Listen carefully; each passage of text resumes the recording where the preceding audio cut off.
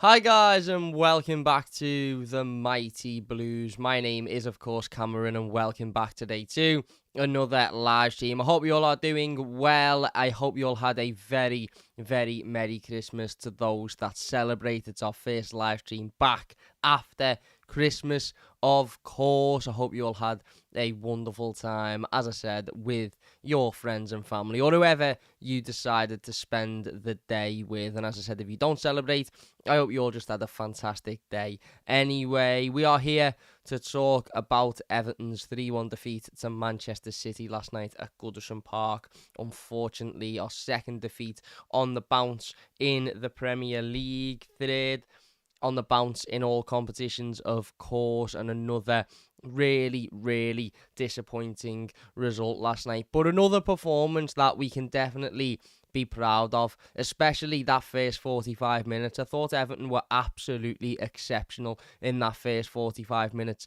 last night. The game plan worked to perfection. We were frustrating Manchester City. Listen, they had all of the ball. Of course they did. That was always going to be the case. It's very, very, very rare that any team in the world can come up against Manchester City and have more of the possession. They are the best team in the world. They've just come off the back of winning the Club World Cup. They obviously won a treble last season and they've been an absolute dominant force within football for the last decade.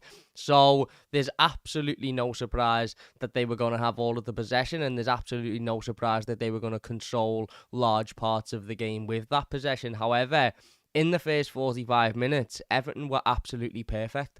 We frustrated them. We stopped them from creating anything of real note. I know they had a couple of opportunities in which we relied on Jordan Pickford to, step up and make some huge, huge saves. But other than that, we managed to limit them to very, very little, very few opportunities, and we even, were able to push them, press them, and force them into making mistakes, and that obviously is how we got the opening goal in the game, through pushing them, forcing them into making an error, and then capitalising on that. And like I said, as 45 minutes go, as halves of football go, it was one of the best I've seen from Everton in a long, long, long time. The manager's game plan worked perfectly. The players were, again, the effort, the determination, the desire, the commitment, it was all there in abundance. And it was a fantastic 45 minutes and a real joy to watch. But this really was a game of two halves yesterday, wasn't it? Unfortunately, the second half, we just couldn't keep that up. And I think that was a combination of a couple of things, really, as to why we couldn't keep up that good form or that good level. And firstly, I think we ran out of steam a little bit. I think you could tell that. Players started to become tired, players started to become fatigued, players started to tire an awful lot. And secondly, this Manchester City side put their foot on the gas a little bit. And as we said in Friday's preview, you can be at 110% against this Manchester City side and they can be at 50-60 and still come away with a victory because they're that good, and the level of player that they have in comparison to the level of player that not only Everton have, but the majority of other teams have in this league is obviously, there's a quite significant difference there. And we had to be at 110% for 90 minutes in order to come away with something in this game, as you do every single time you play Manchester City. You have to be at 110% every single time you play them in order to come away with a result. And even then, there's no guarantee you'll come away with a result. And ultimately, we weren't at 110% for 90 minutes yesterday, and I don't think it was through a lack of effort. I don't think it was through a lack of trying.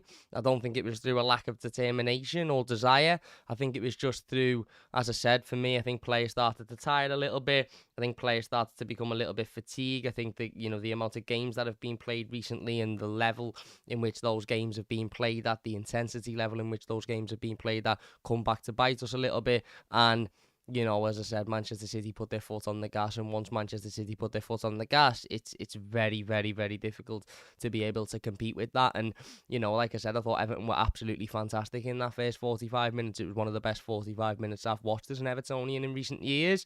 But the second 45 minutes, I think, was Manchester City back to their best. And unfortunately, we were on the wrong side of that. But the reality of the situation is, once Manchester City are at that level, there's no other team in this country that can compete with them, and maybe even no other team in the world that can compete with them. So I'm not hugely disheartened.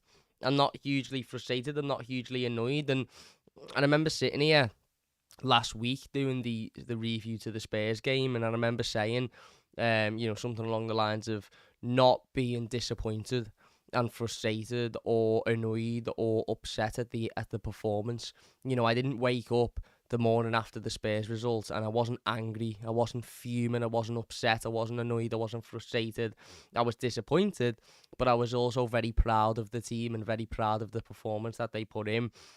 I feel very much the same today. Don't get me wrong, I'm disappointed about last night. Of course I am, because I think there was opportunities there for us to get something out of the game. I mean, ultimately, as I said, we had a fantastic first 45 minutes, and if we could have just kept up that level, then who knows? We may have gone on and won it. We mightn't have done, because Manchester City may have always stepped on the gas in that second half, and that would have been incredibly difficult. But had we have been able to keep up that level, then there's every chance we could have got something out of the game had the referee have not made an absolutely woeful decision, which we'll talk about a little bit later on in the stream. Had Dominic Calvert-Lewin had put his chance in the back of the net, then who knows? Maybe we'd have come away from it with something. But as much as I'm a little bit disappointed and a little bit frustrated at the fact that we've lost again, I'm not fuming, I'm not upset, I'm not angry, I'm not disappointed with the players, I'm not disappointed with the manager. I'm fully understanding that Everton have had a difficult week. There's no getting past that. We've lost 3 games on the spin now, 2 obviously in the league, but we've also had a difficult week in terms of the teams that we've played. Fulham, who have had an up and down season at the moment, beat us on penalties in a game that could have gone either way. We go to Tottenham away from home, who've been really solid this season and are in a good reign of form. They'd had a full week off. Obviously, we hadn't. We'd played in the Cup a couple of days before. They beat us in a very, very tight game. Again, another one that we could have won and we definitely deserved to get something out of in the end.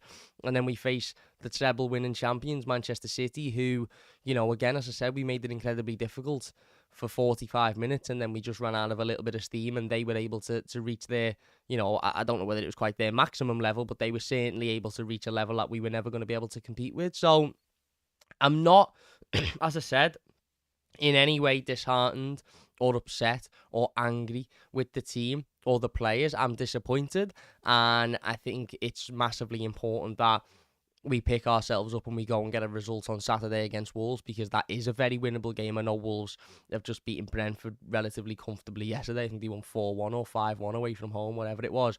But that is a massively winnable game, and if Everton can put in performances that we've put in over the last few months, if we can put in a similar performance to those, then there's every chance we can get something out of this. I think I read a stat yesterday that since the defeat against Luton at Goodison Park, Everton have only lost to Liverpool, Manchester United, Manchester City and Tottenham, who are obviously 4 sides with incredibly wealthy squads, and obviously 4 sides that I don't think a lot of Blues would have expected us to get much out of before the season started anyway. So, I suppose perspective is a very important thing, and I suppose context is a very important thing as well. And when I look back at this season, and although I think we've lost a number of games that we probably should have won, or we definitely should have got something out of, I think about performances, and other than Aston Villa away from home and maybe Luton at Goodison, I can't think of another game where Everton have performed absolutely dreadfully. As I said, I think there's been games that we should have won this season that we haven't won. Games like Fulham at Goodison, in the opening game of the season, Wolves at Goodison, Sheffield United away. But the performances have always been at a relatively decent level. It's always just been a case of not being able to get over the line. We fixed that, with big wins at Brentford, West Ham, Forest, of course. And now, of course, we've had some really, really difficult games. The performances have still been there. But, in the case of the Tottenham game, we weren't able to get over the line and get something out of that game. Yesterday, we weren't able to compete for 90 minutes, although we were brilliant for 45. We weren't able to compete for 90 minutes. So the important thing is that we don't lose too much confidence. We don't lose too much belief in ourselves, and we go out and, a win on Saturday against Wolves would be absolutely huge. Absolutely huge. I'm not paying too much attention to the Premier League table. I know Sky and BT and Amazon and all of these companies want us to worry, I heard it all yesterday. Oh, Luton have gone from 7 points behind Everton to only 1 point behind Everton in the space of a week, blah, blah, blah, blah. Luton haven't played Spurs away and Manchester City at home, in the last week after. So ultimately, again, I don't pay too much attention to the Premier League table. I don't pay too much attention to where Everton are because, as I've said numerous times again, it's a false table. It's like me going on the WWE website and looking at who the current WWE champion is and then being upset that it's not my favourite wrestler. It's fake. It's not real. It doesn't matter. Even if I wanted to be my favourite wrestler, it's not going to be because it's decided by somebody else in the exact same way as the Premier League table. Everton should currently be sat on 26 points, which would put us in 10th position, 1 point behind Brighton, and only 3 points behind the Newcastle team that everybody said was title challengers this season. Only 5 points behind 6th place Manchester United. So, really, as I said, as much as Luton may only be a point behind us and Everton could end up dropping into the relegation zone in the next couple of weeks, and we may end up dropping into the relegation zone in the next couple of weeks, but it's important that that doesn't have an effect on us. It's important that we don't look at that and take that as oh my God, we're in dreadful form and things are really awful at the moment, because that just isn't the case. That just isn't the case. Everton have won 8 Premier League games this season and shouldn't be anywhere near that bottom 3. And the reason we are near that bottom 3 is because of a made-up rule that is put in place in order to try and take us down. We've won double the amount of games that Luton have, that Forest have, that Palace have.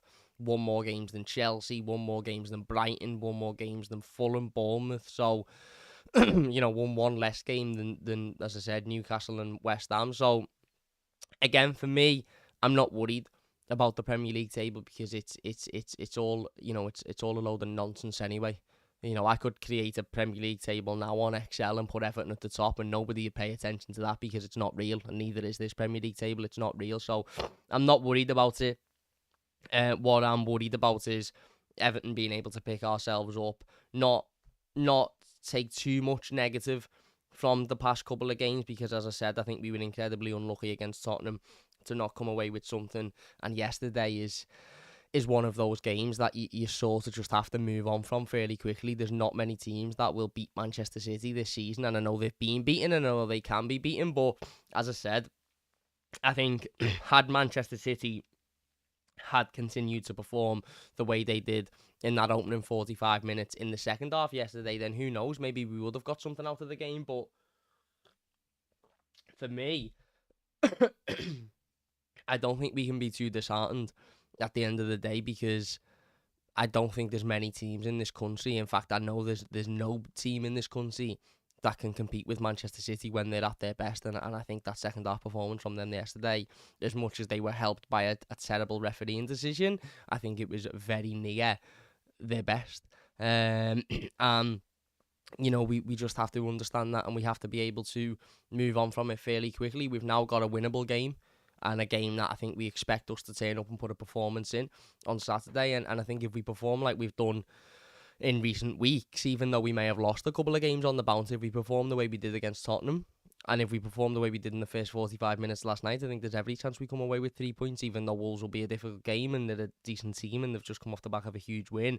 I think there's still every chance we can come away with 3 points on Saturday, and that is the foremost, most important thing for me. We also, again, like I said, context is a wonderful thing, a wonderful, wonderful thing, and we've just played the best team in the world there, who in the second half were very, very nearly at their very best, and we've did that with, a weakened squad, without our best player and our most important player and our most impactful player this season. We've did it with a number of players that have played, 400-500 minutes over the course of the last 3-4 weeks, so clearly are tired and struggling at the moment, fitness-wise, and with fatigue, as to be expected. We've only lost the game through a terrible refereeing decision and, as I said, an individual mistake that could have and should have really been avoided. Now, again, I'm not saying Manchester City didn't deserve to win the game, by the way, because they did.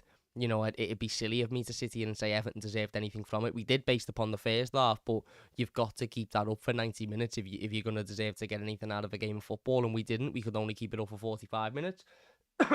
Pardon me. However, the goals that they scored were avoidable, and were goals that were down specifically to our own mistakes. And as I said, the penalty for me is an absolute nonsense. So I don't think we can be too disheartened. You know, we saw Andre Gomes starting for Everton for the first time in 3 years yesterday. And whilst I think Andre Gomes did incredibly well against Tottenham, and whilst I don't think he was dreadful yesterday, you know, you've got a player there who's not started the Premier League game for a matter of years, starting against the treble winners and a team that, you know, are able to play in which the way they did in that second half. It's always going to be a nigh on impossible task to expect much from that. So, yeah, like I said, I think the context of the situation is a wonderful thing, and it's very easy to look and go, oh, Everton have lost 2 games on the spin now, blah, blah, blah, blah. But, we've lost away to Spurs and at home to Manchester City, which are 2 incredibly difficult fixtures. And B, there's a lot of mitigating circumstances that go into that, and neither defeats have been because of a lack of effort or a lack of trying or a lack of determination or a lack of, you know,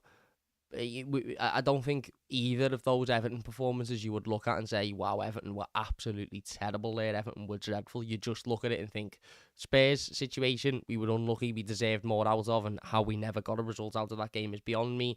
And Manchester City, and like I said, I don't think there's a single team on this planet that are able to compete with Manchester City when they're at their very best. So, yeah, the important thing now is for us to move on, for us to move forward, for us to not panic and not worry too much about it and not pay too much attention to, you know, the league table and where we are in the league table and where Luton are, etc., etc. I don't really think it's relevant for us at the moment. I think if we keep our head down, keep working hard and keep performing in the way in which we do, and the way in which we have done for a number of weeks now, then we will pick up wins, we will pick up results, we will win games of football, and ultimately that will see us through comfortably. And as I said, we all know we shouldn't be anywhere near this position anyway. We all know we should be, you know, much, much higher up the table, fighting for the European place, and ultimately we're not there because of a nonsense, corrupt decision, but that decision may not be overturned. So we've just got to get our heads down and get on with it. And as I said, you know, a couple of weeks ago when we won 4 on the bounce, this isn't going to last forever. Everton aren't going to go the rest of the season not losing a single game. Everton aren't going to go the rest of the season unbeaten. We were bound to lose games of football. We were bound to struggle. But it's all about how we react to those defeats, and it's all about the manner in which we lose a game of football as well. You know, we haven't lost 8-0 to Manchester City and completely capitulated and folded. We've lost a game of football because they're the best team in the world. They stepped their foot on the gas. We couldn't deal with it, and we made a couple of individual errors. Big whoop-de-doo, so be it. Move on. Go and, you know, put a performance in against Wolves on Saturday and go and get what would be a huge, huge 3 points, and we'll all be able to move on from this fairly quickly. Like I said, the manager brought out the starting 11 an hour before the game. No surprise to see Andre Gomes in the team. Obviously, Adesanya Gay we knew was out. We also knew Abdoulaye Doucouré was out as well. So in terms of options, there weren't many other options. Danjuma maybe could have come in with a shout, but I always felt that it would be Andre Gomes who was preferred to Danjuma. A, because I thought he was phenomenal when he come on against Tottenham, and B, because I'm just not sure the manager fancies Danjuma, particularly at the moment. I'm not sure. In fact, I'm not sure Danjuma will end the season an Everton player, if I'm being perfectly honest. Pardon me. Obviously, the other big change was Dominic Calvert-Lewin taking out the side for Beto. Dropped, rested, you know, taking out the team, whichever way you want to look at it. I don't think there was much uproar with the decision. Dom has been a handful of late and is definitely a player that brings a lot to this team and offers a lot to this team, but he also hasn't scored anywhere near as many goals as you would expect from an Everton number 9 and a centre forward. And now I understand that his game is much more than scoring goals, and his overall performances are judged, not only on whether or not he scored a goal in a game. I get that, and I get that Dominic Calvert-Lewin can put in a 9, 10 out of 10 performance without scoring a goal. However, that doesn't mean that he is excused for going 4 or 5 games or whatever it is without a goal. We still need them to score goals. We still need them to be on the end of chances. His chance yesterday when he come off the bench, for me, he's got to do much better with. And whilst I appreciate the other work he does on the pitch, and whilst I appreciate that he's not just, somebody that scores goals, he's much more influential on the pitch than that. It still doesn't mean he can get away with missing easy opportunities when in a moment in a game that we really needed to get back into it. So Beto was brought in, no real issue with that. Always felt it'd be difficult for Beto, of course. When you play Manchester City, ultimately you're not going to have a lot of the ball generally. And, if you're a lone centre forward playing against Manchester City, the likelihood is the only time you're going to have on the ball is when it's lumped up to you and you've got to take it down and you've got to hold it up and you've got to try and, win a foul, or you've got to try and play the ball off and pass it off. It's an extremely, extremely difficult job for any centre forward to do, and I think Dom would have struggled, and I thought Beto did well. I thought Beto did well yesterday. I thought his effort, his work rate, don't get me wrong, I think he was taken off at the right time. I've seen a couple of people suggesting that he should never have been taken off, because had he have been given Dominic Calvert-Lewin's opportunity, he would have scored it. He was absolutely blown out of his arse by the time he was taken off. He was quite visibly absolutely shattered. He'd done a lot of running, he'd done a lot of work, and he'd done a lot of battling, and ultimately he needed to be taken off at that time, and it was the absolute correct decision by the manager, in my opinion. But like I said, I thought he did well, Beto. I thought he did well. I thought he put himself about. I thought he made a nuisance of himself. I thought he settled into the game fairly quickly. He did well winning fouls. He did well holding the ball up. He did well. He did well occupying their defenders, and that in turn allowed other players to get in the game, like Jack Harrison and like Dwight McNeil, who obviously combined for the goal. But again, in terms of being a goal-scoring threat, I don't think he was yesterday, Beto, and that's not me blaming him, because, as I said, it's an incredibly difficult game when you're playing against Manchester City. Of course it is, but the threat from Beto was how capable he was at holding the ball up and how capable he was at occupying defenders, more so than how threatening he was actually in front of goal. But like I said, I thought Everton were pretty faultless in that opening 45 minutes. Don't get me wrong, we had moments. Certainly the opening sort of 5 or 10 minutes, we rolled our luck a little bit, because it's always difficult when you go into a game at Goodison Park and within the opening sort of 5 or 10 minutes, it's accepted that the opposition team are going to have pretty much all of the ball, and that the opposition team are going to be the team that are demanding, and that the opposition team are going to be the team that are pressing forward and putting you under pressure, and you're going to be on the back foot from minute one. Effectively, it's always incredibly difficult to be able to deal with that. But I thought we dealt with it really well. As I said, maybe rolled our luck a little bit. Jordan Pickford's had to make a couple of really, really big saves in that opening 15-20 minutes. One double save, which is absolutely immense, and I think has been hugely forgotten because of the mistakes that Jordan made in the second half. And don't get me wrong, I'm not going to sit here and blindly defend Jordan. He made mistakes, and those mistakes ultimately cost us the game. But let's not forget that Jordan Pickford has kept Everton in the Premier League for the last 2 seasons on the spin. And those that suggest he hasn't, I'm just not quite sure what you've been watching, because it's not debatable. Factually, he has made huge saves in huge moments, in huge games that have in turn meant Everton have won those games, and in turn meant Everton have stayed in the Premier League. I mean, last season, he saved a penalty there from James Maddison that, had it have gone in, would have took Leicester to being 3-1 up. And there was no way, with the mental state that the team was in at that point, that Everton would have then gone on and got back into that game, or even got a point out of that game. And that game would have been the difference between Everton going down and not going down. So he has factually kept us up with big moments and big saves in big games for the last 2 seasons on the spin now. And again, whilst he made a couple of mistakes yesterday, and like I said, I'm not blindly defending him. I'm not sitting here saying it wasn't his fault, this, that, and the other. It was his fault. It was his fault, and he's big enough, he's mature enough, and he is experienced enough to understand that and to be able to deal with that and to be able to move on from that fairly quickly. But when was the last time Jordan Pickford made a mistake that directly led to a goal? Yes, he's had performances of late where his distribution hasn't been great, or he's made a couple of panicky decisions, but when was the last time we really sat down and talked about a goal that Everton conceded that Jordan Pickford was hugely at fault for before yesterday? It's been a while.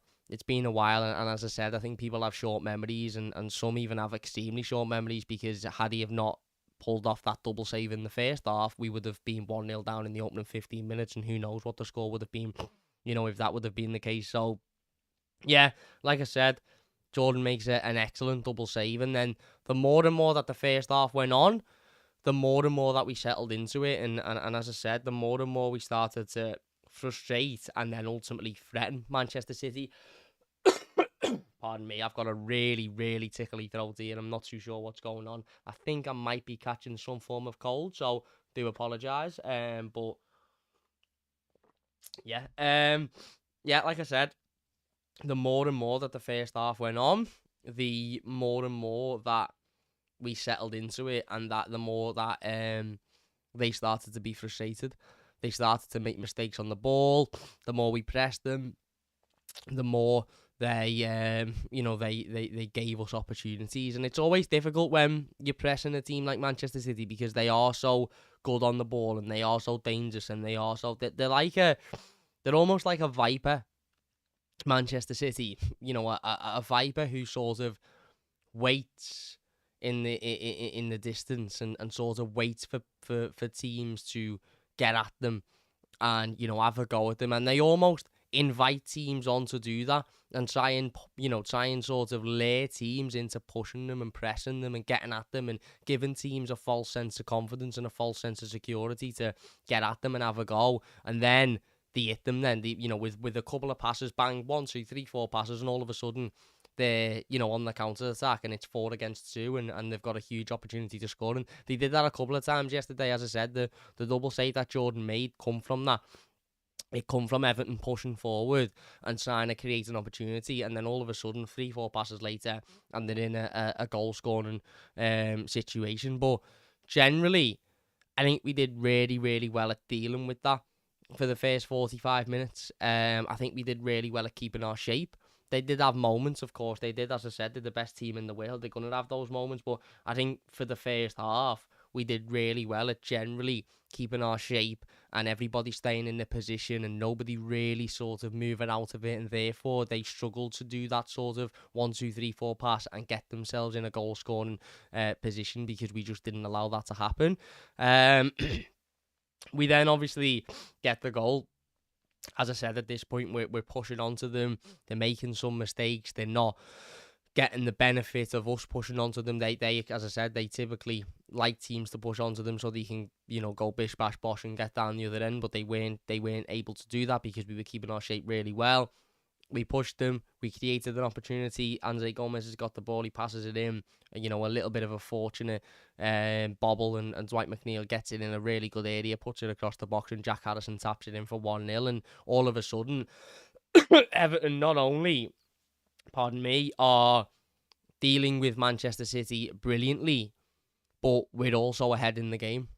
So it wasn't only a case of that we were, nullifying them and really limiting them to very, very little going forward, but we also were now 1-0 up and had an advantage and had an opportunity to go on and win the game. And that was a big, big moment in the game, because it breeded a level of confidence within the team, and it breeded the level of belief within the team and the fans as well. Before that, I think there was an air of nervousness. As I said, I wasn't at the game yesterday because I am struck down a little bit with an illness, and my missus is not very well at the moment either, so I thought it was best to just stay at home. But you could hear the crowd, as soon as we scored that goal, you could hear the Goodison crowd absolutely lifted off of their seats, because that belief and that determination, and sometimes at Goodison, and this isn't always, it doesn't always end up this way, but sometimes at Goodison, when we go 1-0 up in a game like that and we get that advantage, you almost get that feeling that it's going to be one of those special nights. You almost get that feeling that, oh my God, this could be it. You know, those nights that, you know, you look back on, pardon me, 2-3 years later, and you say, oh, remember that night that we beat Manchester City at Goodison under the lights? It was a Thursday night. It was just after Christmas. Nobody expected us to win. And we turned up, we got an early goal, and then we went and, you know, we got another one in the second half. And I think you could feel that the fans almost maybe felt like that was the potential. And like I said, we defended the rest of the first half absolutely brilliantly. We had another opportunity to go 2-0 up. Jack Addison's got a worldie of a strike that, for me, is incredibly unlucky. If it's even an inch or two to the other side of Edison, it's into the back of the net, and we've got a huge advantage at that point. Doesn't. Edison makes the save, and as I said, we see the rest of the first half out brilliantly, and for me, one of the best 45 minutes of football I've watched from Everton in a long, long, long time. We outplayed and outperformed the champions. And listen, there will be a lot of naive Manchester City fans in the comments of this video saying, how did you outplay us? We had 80% possession. We created this many chances in the first half, this, that, and the other. It doesn't matter. It doesn't matter. It's not about how much possession you had. It's not about, you know, how many opportunities you had to attack or get forward. The way in which Everton performed yesterday in that first 45 minutes completely countered the way Manchester City were performing. It was like Manchester City were, I don't know, the Joker, and we were Batman. We just completely... Everything they tried, we dealt with, and everything we got at them with, they couldn't deal with, and they struggled to deal with. And as I said, it was a really, really solid, top, hard work and battle in first half, and we, without a shadow of a doubt, deserved to go in 1-0 up. Now, the task then was always going to be A, keeping that up for 90 minutes. And B, sort of relying on Manchester City not getting any better. And that is where I think the game was lost. Ultimately, like I said, I've said this before, and I'll say it again. When you play against Manchester City, not only do you have to be absolutely perfect, not only do you have to be at 110% every single time you play against this Manchester City side, but you also have to, in a way, this is the same point, but you also have to ensure that you don't make any mistakes. This Manchester City team do not need to be given opportunities to score. They do not need to be given chances. They do not need to be handed chances on a plate. And we did that to them last night. We did that. We gifted them 2 or 3 opportunities to score goals, and they take them chances, and they take them chances all day because they are the best team in the world. And whilst, as I said, I think we were a little bit unfortunate, and I don't think the penalty is ever a penalty, I still think we were incredibly unlucky, because had that penalty had not been given, who knows what the case would have been. I think when that penalty was given, the confidence and the momentum and the belief sort of dropped a little bit. Add that to the fact that we were tired, and the fatigue started to creep in, and the tired legs started to creep in, etc., etc. And, you know, it was quite obvious what was going to happen. And like I said, it's very, very difficult to deal with Manchester City when they put their foot down. Very, very, very difficult. You know, there's not many teams in the world that could deal with that. And, you know, add that to the fact that we were tired and we were fatigued. Add that to the fact that we didn't have a full strength squad. And then add that to the fact that we made individual mistakes. And, you know, we were not going to come out of that game with a positive result, given all of those things. And as I said, that was always my concern at half-time. My concern was, well, can we come out and A, perform exactly like we did in that first half, but also B, can we ensure that Manchester City aren't able to get any better? Neither of those two things happened. We come out in the second half, and I think the first 10-15 minutes was the telling point. If we could have got through the first 10-15 minutes of that second half, then maybe we'd have been okay. Maybe their heads would have dropped a little bit. Maybe their frustration would have crept in a little bit, and maybe we would have we would have seen the benefits from that. But ultimately, we couldn't. They just stepped it on the gas. Foden was absolutely electric in that second half. Bernardo Silva was absolutely electric. Jack Grealish was causing us all sorts of issues. And we couldn't deal with that. And I think the more they stepped on that gas, the quicker Everton become fatigued and tired. And I think we got to a point where we just looked out of gas. And that isn't something that I'm going to criticise the players for, because ultimately, as I said, I can't remember the last time Everton put a performance in where I sat back and I said the players didn't try there.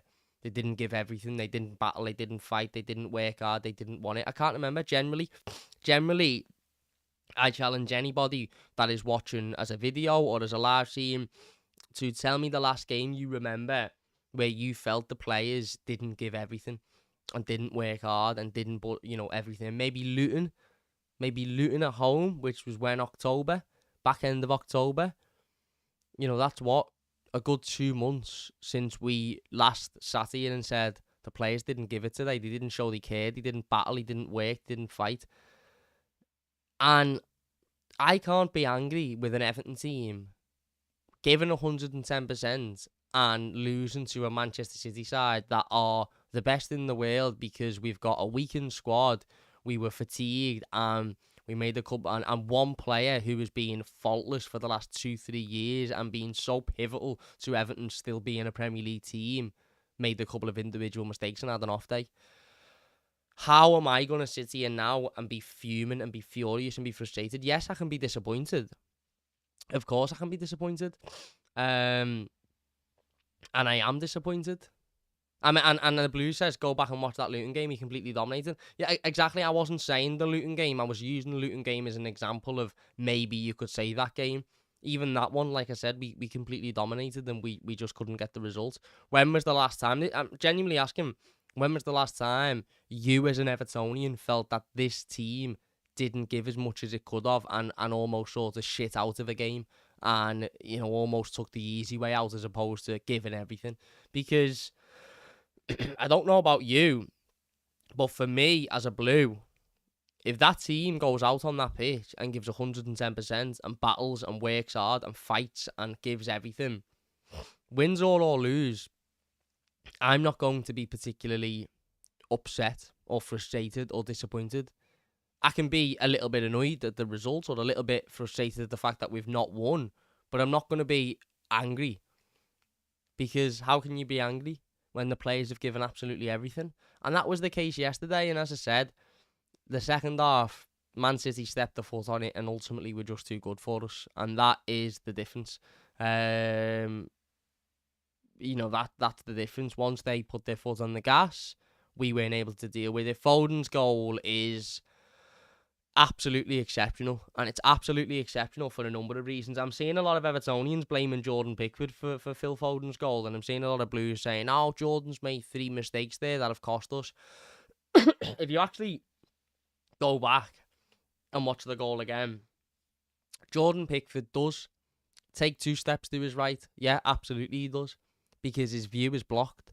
And if he doesn't take those 2 steps to his right, he isn't going to be able to see and have a clear line of sight of where the shot is coming from. So if he doesn't take those 2 steps to his right, there's every chance Phil Foden curls it in to the other corner and Jordan sees it too late and can't make the save anyway. Jordan takes those 2 steps to the right. And as I said yesterday in the instant match reaction, there is maybe, 5% of players even less, 2% of players in the Premier League that would be able to do what Phil Foden did yesterday. Most players wouldn't even attempt that shot, and if they did, it would either not be on target, or it would be hit with too much pace, so it would take a deflection, or it wouldn't be hit with enough pace, so Jordan would get across. Phil Foden is one of the best footballers in the world. He is one of the most talented footballers in the world. That is the fine margins. Now, the third goal we conceded was a mistake. It was a horrendous mistake, and if you gift one of the best players in the world an opportunity to curl the ball into an empty net from just outside the box, they're going to do it. The Phil Foden goal, yes, it's a mistake. Of course it's a mistake. But ultimately, what do we expect? He's took a half a step to the right there, and he's been outdone by a wonderful strike. Now, yes, had he have not taken that step to the right, he maybe would have been able to get across and get it. Absolutely. But that's the fine margins in football. You do that against world-class players, and they'll make you pay for it. Had he have done that against, and again, no disrespect to any of these teams, but Luton or Bournemouth or Sheffield United or Palace or Brentford, it doesn't end up as a goal. No way, shape or form it doesn't end up as a goal. Unfortunately, he's did it against Manchester City, and he's being made to pay for it. It is what it is. Like I said, I think, it really concerned me yesterday that I seen so many people jumping on Jordan Pickford, because it almost made me feel like people have been waiting to get at him. People have been waiting for him to make a mistake. People have been waiting for him to mess up so they can jump on him and say, the Blues, yeah, that's what I'm saying. He takes a step to the right to see the ball because Beto was in the way, and Foden makes him pay for that with a wonderful strike. Like I said before, it was really disappointing to see how many Evertonians were so quick to get at him. The third goal, fine. Have a go with him. Criticise him. It's poor. I don't know whether he was trying to be too arrogant and trying to play the ball out when he should have just lashed it up. I don't know whether he was tired and it was a tired touch. I'm not sure. But that first goal, you are being hypercritical if you are putting blame on Jordan Pickford. And as I said, it really did upset me, the amount of Blues that I saw yesterday who was so quick to jump on Jordan Pickford. He's shite, get him out, he's this, he's that, he's the other. Is he really? Or is he a goalkeeper that has made huge saves in huge games over the last 2 years that have kept us in the Premier League? Yeah, he has. I mean, the facts are the facts. And the facts are that without Jordan Pickford, Everton wouldn't be a Premier League team at the moment. And that isn't debatable, by the way. It just isn't debatable. And yes, he's been... I don't think the first goal was as much a mistake yesterday. I think it was a little bit of naivety. I think he probably, pardon me, should have known, especially given he plays with Phil Foden for England, that taking that couple of steps to the right, even though he took it to be able to see the ball because Beto was standing in the way, he maybe should have known that if I take these couple of steps, there's every chance he could fire this into this corner. So I've got to ultimately be able to cover it. And by the way, I'm not saying you can't criticise him. I'm not saying that those people that criticised him last night are wrong and this. I'm just saying there was a couple of tweets I saw, along the lines of get him out, he's shite, he's always been shite, he's a liability, he's this, that and the other.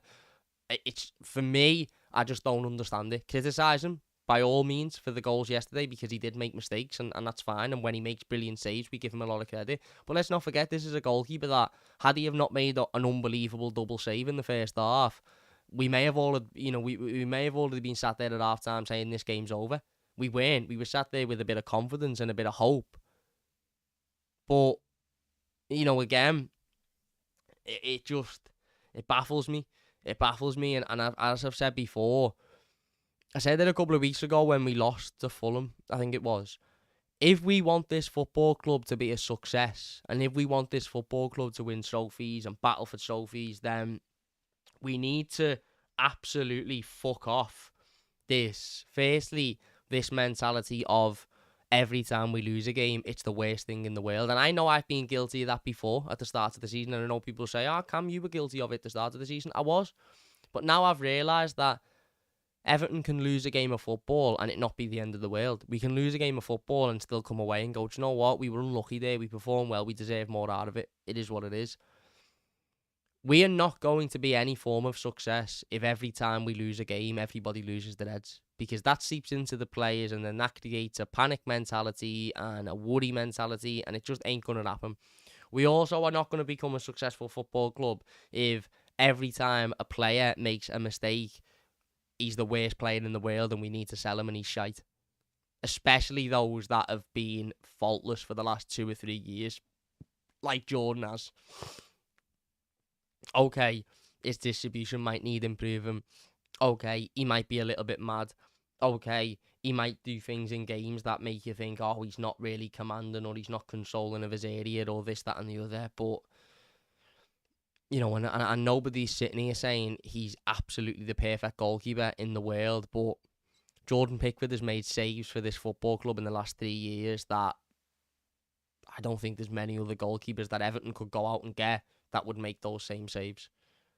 And the facts are the facts. Without him, we would be playing Ipswich next week and not Wolves. So, yeah, it is what it is. As I said, I think it's more naivety than a mistake. But as soon as Foden's goal goes in, I think we all sort of knew it was going to be a rough ride from that point on. I don't think anybody really expected us to then go out and get a winner. It was always about, okay, well, can we keep a hold of this and can we come out of here with a point, which would have been an absolutely fantastic, fantastic point. The penalty, look, I spoke about it on the instant match reaction yesterday, and I think I've done about 456 tweets over the last 24 hours talking about it. It's never a penalty, in my opinion. And you can sit there all you like and tell me that the rule states that it is a penalty, but that is wrong. The rule doesn't state it's a penalty because in August, pardon me, this cough is really getting on my nerves. In August, which is the same season as we're in now, so there's been no rule changes, there's been no, additions to the rules or differences in the rules. In August, Manchester United played Tottenham. Alejandro Garnacho had a shot. It was handled by Romero in the box. The exact same situation. It was fired at him from fairly close range. He had his arm up here. It hit his arm. It bounced down. No penalty was given. Dermot Gallagher, otherwise known as the Skeleton, then went on Sky and said, yep, not a penalty. It's hit too close to him. It's, he's not done it on purpose. His arm is up there because he's thrown himself in for the challenge. Completely agree with the referee's decision. Right. 4 months later, same season, by the way, he's come out today. Obviously, we all know what happened last night. Onana, about a yard away from Ake when he hits the ball. Literally, about a yard away from Ake when he hits the ball. His arm's up here. It hits his underarm. It then comes off his arm. It then smacks him in the face. But his arm's not up here as in, like, fucking YMCA. I'm going to save it. He's gone in for a tackle and his arm has been here.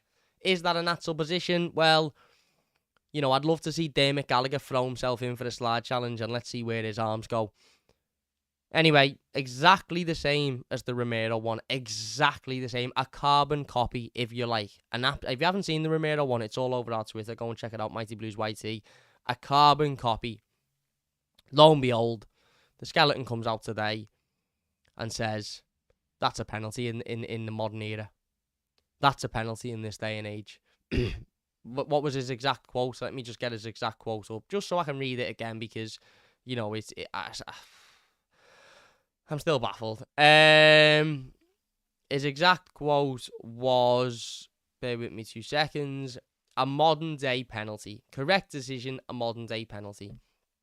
As I said, 4 months after he said it was the correct decision for Manchester United to not be awarded the penalty for the exact same situation. So, hang on. Riddle me this. One situation happens, no penalty. A carbon copy of the situation happens, if not worse, the Romero one, if not worse. A carbon copy of the situation happens, penalty. A modern day penalty. So, what was August then? Was that not the modern day? Was August the olden days? Was August a completely different time? The world was completely different. We had no technology in August. Music hadn't been found. No films. We had no, everybody rode horses to work. Whereas now we live in the modern day. No. It's 4 months later. It's the same season. If it's not a penalty in August, it ain't a penalty in December. So don't tell me they're the rules. It's the rules you should have a go at. Because they're not the rules. Because the rules in August deemed it to not be a penalty. And the fucking referee who stands in front of the telly talking shite every day, who's basically a puppet for Sky. By the way, he's got the most pointless job in the world. His job is more pointless than a chocolate fire guard. It's more pointless than a condom made out of cotton. Dermot Gallagher's job. He just stands there and agrees with every decision the referee makes. Yeah, that's right. And then if the next week the referee makes the completely opposite decision in the same situation, yeah, that's right. He's pointless. His job is pointless. How he goes to work every day and leaves and thinks, oh, that was good, that is beyond me. Because he's useless. It's fucking useless. They all are. All of them ex-referees that come on and go, yeah, that was a great decision. You're all fucking pointless. All as you're doing is protecting your mates. And referees, by the way, are the most egotistical people in the whole of football. You can talk to me all you want about football players earning hundreds of thousands of pounds a week and wearing, millions of pounds worth of jewellery and driving millions of pounds worth of cars and living in these huge houses with, huge swimming pools in. There's not one footballer on this planet that has got an ego bigger than a Premier League referee. Their egos are huge. Huge. I mean, the Blues makes a great point. He says his job is very effective, Cam. He plays a vital part in ensuring the bias goes nowhere. Absolutely. Absolutely. For him to come out and have the bollocks to say today that should have been a penalty after he said 3 months ago or 4 months ago that the same situation shouldn't have been a penalty is quite frankly laughable. And as I've said, those referee watch shows, they're not there to discuss decisions. They're not there for ex-referees to say, oh, I think he got that one wrong there, or, oh, he shouldn't have made that decision. They're there for them to protect their friends. That's all it is. They're there for the referees to protect their friends, which, by the way, is also a load of bollocks, because referees are the most protected people within football. If a player makes a bad decision, he's absolutely vilified by the media, a la David Beckham. In what was it? Was it the early 90s before I was born? The World Cup incident, vilified by the media. Wayne Rooney, vilified by the media. If a manager makes a wrong decision, vilified by the media, has to be interviewed after the game. Why did you make that decision? A player, makes a sending off. Why did you do that? Has to come out and defend himself. Referees make absolutely woeful decisions week in, week out, and nothing's ever said about it. It's like you can't say anything. It's like you can't have a go with them. You can't complain about that because have a bit of respect for the referee. Fuck off. I don't respect any of them because none of them deserve my respect. They're a bunch of egotistical clowns who are all absolutely fucking terrible at their jobs. At the very least, they're all woeful at their jobs. At the very worst, they're being paid to make certain decisions to benefit certain clubs. Why should I respect any of them? Because Anthony Taylor goes on a podcast with Jake Humphries and says, oh, we don't get the fuck off, you absolute gobshite. Absolute gobshite. I despise every single one of them. Every fucking one of them. I hate all of them with a passion. And again, this today is another example of how they've just proven that what's the point anymore? What's the point? It's never, ever, ever a penalty. It's never a penalty. Never, ever, ever a penalty. It's his Adam from point blank range. Is his arm high? Yes, it is high. But what's he went to do? Let it smack him in the face.